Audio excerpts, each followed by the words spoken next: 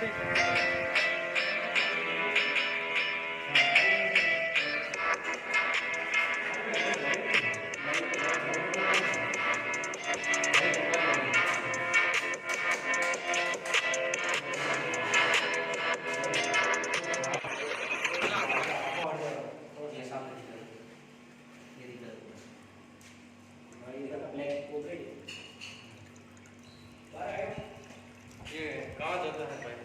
Pipe से एक chapter में जिसका पौध नहीं है पानी में करवा दे। मतलब इसका जाने का रास्ता तो नहीं है बाहर कहीं? नहीं लग रहा है।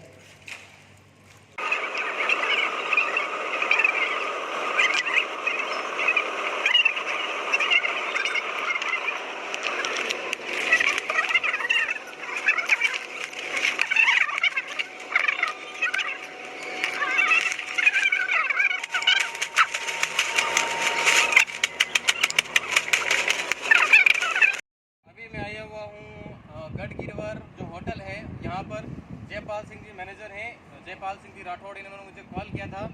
और ये जो अनूप गार्डन है, इस गार्डन के अंदर ये सांप देखा गया था, तो उन्होंने मुझे कॉल किया है। बिल्कुल सुरक्षित तरीके से हमने इसको रेस्क्यू कर लिया है। अब कहीं दूर ले जाके फॉरेस्ट में इसको रिलीज कर देंगे। यहाँ पर नमी और ठंड की वजह से ये सांप यहाँ आ गया, क्योंकि बाहर काफ़ी गर्मी थी, पीने के लिए भी शायद पानी नहीं था, तो यहाँ ये आ गया। सांप किसी दूध वगैरह नहीं पीते हैं, पानी पीते हैं लेकिन दूध नहीं पीते हैं। दूध को ये पचा नहीं सकते हैं। सांप में किसी तरह की नागमणि नहीं होती है। और वो सपेरे लोग क्या करते हैं कि जैसे ये सांप का मुंह है तो इसके सिर को हल्का ब्लेड से चीर कर इसमें जो फैंसी स्टोर पर जो मोती वगैरह मिलते हैं वो डाल देते हैं। फिर कहीं धार्मिक आयोजन है वहाँ पर जाते हैं, लोगों को मूर्ख बनाते हैं, उनके सामने से निकालते हैं, उनको मूर्ख बनाते हैं। तुम्हारे घर के अंदर ये रखना, ये हो जाएगा, ज़मीन का विवाद सुलझ जाएगा, आमदनी बढ़ेगी, ये ऐसा होगा, जबकि ऐसा कुछ नहीं होगा। अगर वास्तव में उससे कुछ होता तो वो आपको नहीं देता, अपने पास रखता। इस बात को समझने की आवश्यकता है। मगरा क्षेत्र में ये आसपास आपके कहीं भी क्षेत्र में जहाँ तक मेरा वीडियो पहुँच पाता है आप उन्हें पहुँचाएं, क्योंकि स्नेक बाइट के केसेस बहुत ज़्यादा अब आने लग गए हैं। गर्मी की ऋतु बढ़ गई है। रात के समय इस तरह के सांप बहुत ज़्यादा एक्टिव रहते हैं। जहाँ तक मैं मानता हूँ ये सांप रात के समय आ गया होगा और सुबह इनको ये दिखाई दिया होगा। तो जब भी आपको स्नेक बाइट हो, मान लीजिए या मेरे स्नेक बाइट हुआ, तो आपको क्या करना है, हल्का सा इससे थोड़ा ऊपर, हल्का, बिल्कुल टाइट नहीं, हल्का आपको रस्सी बांध देनी है। लोग कहते हैं कि चीरा लगा देना, चीरा बिल्कुल नहीं लगा देना। चीरा लगाए तो आपको जहर ज़्यादा फैलेगा। हल्का आपको बांध देना है। उस पेशेंट को कुछ भी खिलाना नहीं है, पिलाना भी नहीं है, और ज़्यादा हलचल भी नहीं, उसकी बॉडी हलचल नहीं होनी चाहिए। ज़्यादा हलचल हुई तो ये जहर ज़्यादा फैलेगा। दूसरी बात ये है, ये डराना नहीं है कि सांप काट लिया, उसको मतलब उसका मनोबल बढ़ाना है कि कुछ नहीं होगा, कुछ नहीं होने वाला है। अगर ऐसा नहीं हो तो आप अपने जो पूर्वज हैं जिन्होंने कुछ अच्छा काम किया, उन्होंने ये बताए कि देखो उन्होंने ऐसा किया है, उनको कुछ नहीं हुआ। या आप सांगा, महाराणा सांगा का उदाहरण दे सकते हैं कि उनके शरीर पर इतने घाव हुए थे फिर भी वो नहीं डरे। तो आप किसी भी करके, कुछ भी करके, हालांकि ये बात मेरी मजाक लग रही होगी, लेकिन ये बातें किसी की जान बचाने के लिए बहुत ज़्यादा कारगर साबित होगी। आप आजमा के देख लेंगे। किसी का अगर हम मनोबल बढ़ाएंगे तो वो भले वो उस काम को नहीं कर सकता, लेकिन वो कर सकता है। तो जब भी ये स्नेक बाइट होगा तो दो तरह की चीज़ें आपको सामने आएगी। 100 में से 80% ऐसे केसेस होते हैं जिनमें ये जहर इंजेक्ट बॉडी में नहीं करता है। 20% केसेस में ही ये बॉडी में इंजेक्ट जहर करता है। तो कैसे पता चलेगा कि सांप, ये काला सांप आपको काटा है तो जहर अंदर गया या नहीं? शुरुआती टाइम में यानी 10-15 मिनट के अंदर अंदर आपकी जिस जगह पर काटा वहाँ पर स्वेलिंग यानी कि सूजन आ जाएगी, अगर काटा होगा तो। दूसरी चीज, आपको वोमिटिंग, उल्टी होने लगेगी। तीसरी चीज, आपकी पलकों के सामने अंधेरा छाने लगेगा, आपको दिखाई नहीं देगा, सारा धुंधला दिखाई देगा। चौथी चीज, गले के अंदर सांस लेने में बहुत ज़्यादा दिक्कत होगी और पूरे बदन में आपको दर्द होगा। ये 4-5 चीज़ें हैं। अगर ये काटेगा तो ये 4-5 चीज़ें आपकी बॉडी में दिखाई देगी, सिम्टम्स। तो ध्यान रखिएगा। और ये जो ये तंत्र मंत्र का खेल कैसे चलता है मैं आपको बताता हूँ। ये भोपे लोग कैसे लोगों को मूर्ख बनाते हैं। मान लीजिए, हालांकि ये सांप जहरीला है, मान लीजिए कोई भी सांप, जैसे इंडियन रेड स्नेक है, कॉमन सैंडवर्म, अदर जो भी सांप है जहरीले नहीं है, और वो काट लिया, सांप ने काट लिया, और मैं, मेरे परिजन या मेरे परिवार वाले या मेरे दोस्त किसी भोपे के पास ले गए, सांप जहरीला नहीं था, किसी भोपे के पास ले गए और उसने क्या किया, मुँह से उस जहर को, जहर नहीं था लेकिन उसने चूसना स्टार्ट किया, चूसा और फिर वो तांती वगैरह बांध दी, फिर कुछ झाड़ा वगैरह दे दिया और मेरी जान बच गई। तो मुझे क्या लगेगा कि वाकई में उस भोपे के अंदर कुछ था, उसके अंदर कुछ चीज़ें थी, मतलब ऐसी ताकत थी कि उसने मुझे बचा लिया सांप काटने के बाद भी। लेकिन सोचने वाली बात यह है कि वो सांप जहरीला था ही नहीं। ये कैसे पता चलेगा? जब आप मेरे वीडियो देखोगे। जो चीज़ें मैं आपको बता रहा हूँ सांपों के बारे में, कौन सा सांप जहरीला है, कौन सा सांप जहरीला नहीं है, कैसे आप उनका फर्स्ट एड कर सकते हैं, कैसे आप जान किसी की बचा सकते हैं। अंधविश्वास के चक्कर में नहीं रहना है। कोई भी ये कह दे कि सांप काट लिया मैं बचा दूंगा, इस दुनिया में सांप काटने के बाद, इस तरह का सांप काटने के बाद कोई भी भोपा, तंत्र मंत्र, झाड़ फूक आपको नहीं बचा सकता, केवल डॉक्टर के अलावा है। सांप में कितना जहर छोड़ा है उसके हिसाब से हमें एंटीवेनम लगते हैं। मान लीजिए आपने सांप काटा ये जहरीला और डॉक्टर के पास गए, मान लीजिए आप किसी बंगाली डॉक्टर के पास गए ऐसी जगह जहाँ पर उसने एंटीवेनम हर किसी को नहीं दिया जाता है, मुझे भी नहीं दिया गया था। लेकिन डॉक्टर की मैंने मांग की है कि मान लीजिए, क्योंकि मेरा क्षेत्र पूरा जंगली है, यहाँ पर रात को ऐसी जगह जाता हूँ जहाँ पर हॉस्पिटल पहुँचना शायद देरी हो सकती है, तो मुझे एंटीवेनम बहुत जल्द उपलब्ध करवाया जाएगा। तो मैं बता रहा था कि हाँ, मान लीजिए आपको जहरीले सांप ने काटा है और उसने जहर नहीं छोड़ा है। मैंने बताया था 80% केसेस में जहर सांप नहीं छोड़ता है। तो अगर इसने काट लिया और जहर नहीं छोड़ा है, मैं किसी ऐसे डॉक्टर के पास चला गया जिसने मेरा बॉडी चेकअप किया ही नहीं और मुझे एंटीवेनम दे दिया, तो मेरी डेथ हो जाएगी। क्योंकि आपने सुना होगा, लोहे को ही लोहा काटता है, जहर को ही जहर काटता है। इसका जहर काटने के लिए जो एंटीवेनम है वो भी एक जहर है।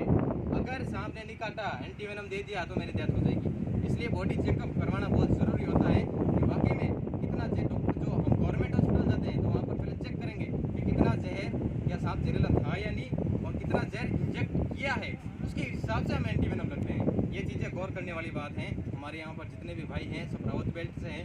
उम्मीद है कि अपने घर परिवार, अपने आसपास दोस्त लोगों को जागरूक करेंगे कि ताकि किसी का जीवन बचाए जा सकते हैं। पचान पूरा जो छोटी काला वाली घटना अभी भी मेरे हृदय में है। मुझे बड़ा दुख होता है कि उस 5 महीने की बच्ची का क्या होगा जिसकी उसकी माँ की डेथ हो गई।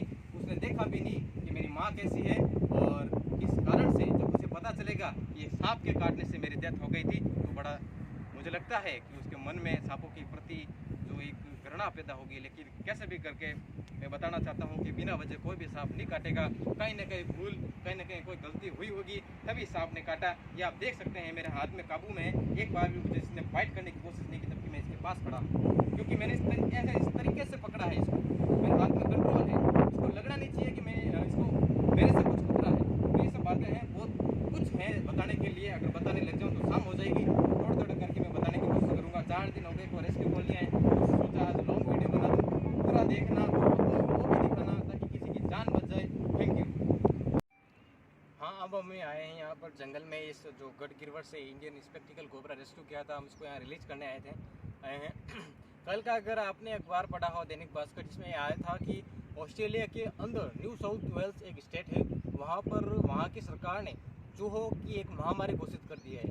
वहाँ पर चूहों की तादाद इतनी बढ़ गई है कि वहाँ की सरकार परेशान हो गई है, वहाँ के लोग परेशान हो गए, वहाँ के किसान परेशान हो गए हैं। वहाँ पर चूहे सोते हुए बच्चों को काट रहे हैं, जो घरों के अंदर जो बिजली के तार हैं उनको काट रहे हैं, तार शॉर्ट सर्किट होकर आग लग रही है। चूहे हॉस्पिटल के अंदर, घरों के अंदर, स्कूलों के अंदर घुस रहे हैं, किसानों की फसलों को बर्बाद कर रहे हैं। तो वहाँ की सरकार ने भारत से ये मांग की है कि हमें 5000 लीटर ब्रोमेडियोलोन, एक जहर का प्रकार है, उसकी मांग की है ताकि वो चूहों की संख्या को ख़त्म कर सके।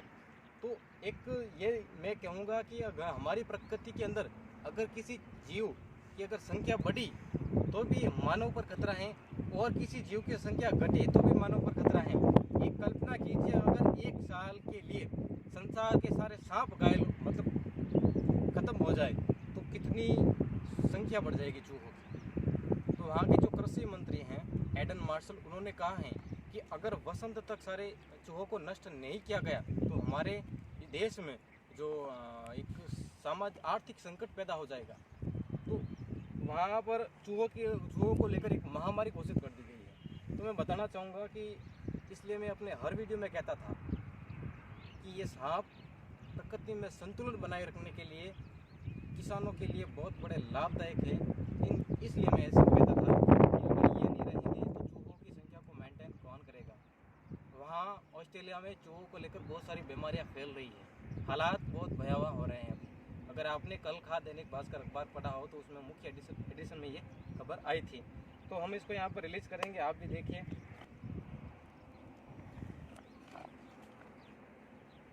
थोड़ा सा रोक दे।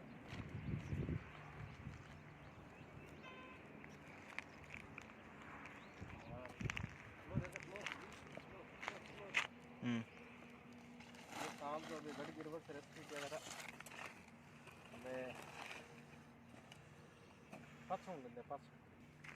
ओके। हाँ, ये गढ़ गिरवर से अभी जो सांप रेस्क्यू किया गया था, हम इसको यहाँ पर फॉरेस्ट में रिलीज़ करेंगे। मैंने सारी जानकारी बता दी है। अब मैं आपसे यही उम्मीद करूँगा कि आप जितना हो सके लोगों को जागरूक करें।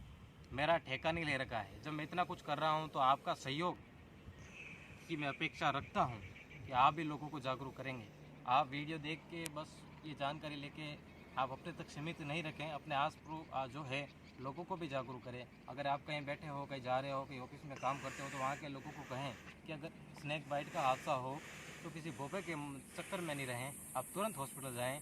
और इन जीवों को पालना गैर कानूनन है, अपराध है। तो कई सपेरे लोग जो है इनको कमाई का जरिया बनाते हैं, इनके नाम पर, इनके पैसे, दूध के नाम पर पैसा कमाते हैं, जो कि गैर कानूनी है। अगर आज के आपके आसपास ऐसे सपेरे लोग जो इनको पालते हों तो आप इनकी सूचना तुरंत वन विभाग को, स्थानीय थाने या चौकी को दे सकते हैं। उन पर तुरंत कार्रवाई होगी, क्योंकि वो जबरन इनको दूध पिलाते हैं, ये दूध को पचा नहीं पाते हैं और 1 महीने के बाद इनकी डेथ कर जाते हैं। फिर वो किसी दूसरे सांप को पकड़ते हैं, फिर उसका यही हाल होता है।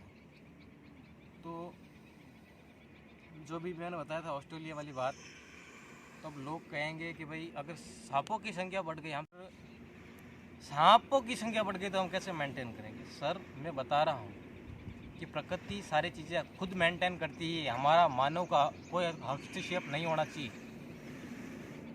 इनकी संख्या को मेंटेन रखने के लिए बाज, नेवले, मोर, अन्य बहुत सारे जीव हैं, जंगली जीव जिनके मैं नाम तक नहीं जानता, वो सब इनको अपना भोजन बनाते हैं। तो प्रकृति खुद एक दूसरे पर निर्भर है, यहाँ के जीव एक दूसरे पर निर्भर हैं। तो हम इन्हें मारकर बचाकर कोई बड़ा काम नहीं कर रहे हैं। प्रकृति खुद इन चीज़ों को मेंटेन करती है, लेकिन हमारा हस्तक्षेप नहीं होना चाहिए बीच में किसी को मारने के लिए। ठीक है, तो अब हम इसको यहाँ पर जाने देंगे, ये अभी चला जाएगा।